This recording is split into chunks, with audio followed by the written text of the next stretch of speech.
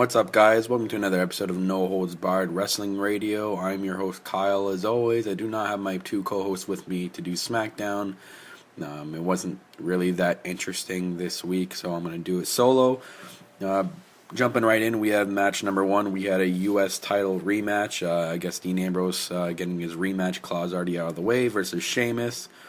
The crowd reaction was pretty split for both superstars this match. There's a lot of submission moves, Celtic knot, figure four leg lock. It's a good back and forth match. It was pretty aggressive. Ambrose all taped up from the beatdown from Evolution on Monday. Sheamus gave actually two bro kicks in this match. The one bro kicking Dean Ambrose out of the ring, and then the second bro kick very clean in the ring, and Sheamus retains the title. Not sure if we're going to see Sheamus turn heel anytime soon, but I guess we'll have to see in the upcoming weeks. Moving on to match number two, we had an interesting tag team match put together here. RVD and Big E Langston versus Bad News Barrett and Cesaro. I was hoping maybe this tag team match would be a good 10-15 minute match. It had great potential on both sides of this team. Pretty interesting matchup. Paul Heyman was on commentary. Being on JBL's side, Michael Cole not liking Paul Heyman, that sort of deal. Bad News Barrett comes out and gives his usual bad news speech, like usual. They mentioned CM Punk's WrestleMania match in commentary to Paul Heyman, but without mentioning his name, which I thought was pretty interesting. Maybe CM Punk will come back soon. That's only my hope. Anyways, into the match. RVD accidentally kicks Big E and then Cesaro gives a neutralizer to Big E for the win.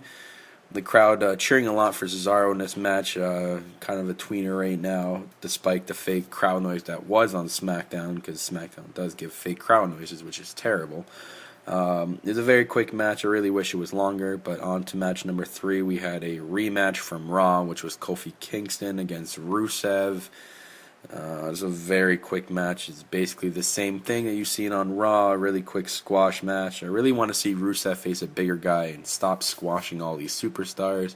I really hope they put him up against Mark Henry or a Big Show soon. You can see a pretty good match out of that. Moving on to match number four, we have the same crap we've seen for like the last 2 months, guys. Like, this is probably the worst match I've ever seen. It's the worst match put together. They keep trying to shove it down our throats. It's Santino and Emma versus Fandango and Layla. Really? Again? I will quote Miz here. Really? This is probably the most suck-ass match ever put together. I would rather watch Slam City. No, wait, what am I kidding? I wouldn't rather watch none of these things. But Layla picks up the win in the roll-up. Yay. All right, moving on. Match number five. We had this match looked very promising in my books. Mark Henry versus Roman Reigns. Mark Henry, I guess, was looking for payback from the Shield 3-on-1 attacking him a couple weeks ago, or I think it was a couple months ago, actually, which is, pretty good storyline to build for this match. Mark Henry dominating the beginning of this match, taking control of Reigns. Reigns comes out of nowhere with a Samoan drop on Mark Henry and then turns around for a spear, and it's the win. That was the quickest match ever. I'm not sure if Mark Henry can't really wrestle that long of a match anymore, but I really thought this match would have been better than that. But moving on to the sixth match in triple singles matches for the Shield, we have Batista against Seth Rollins. I don't think there's any fake crowd noise in this. Batista usually gets that much heat every time he comes out. Another opponent dominating the beginning of the match like all the other matches. Batista dominating most of the match. Rollins reversed the Batista bomb into an enziguri on the outside. Then he climbs the turnbuckle and tries to jump on a jumping splash from the turnbuckle to the outside. And Batista basically moves out of the way. Doesn't really do much. And Seth Rollins hits his head off the table. Batista rolls back in the ring and wins via countout. Another match that I thought would have been good and ends up being shit.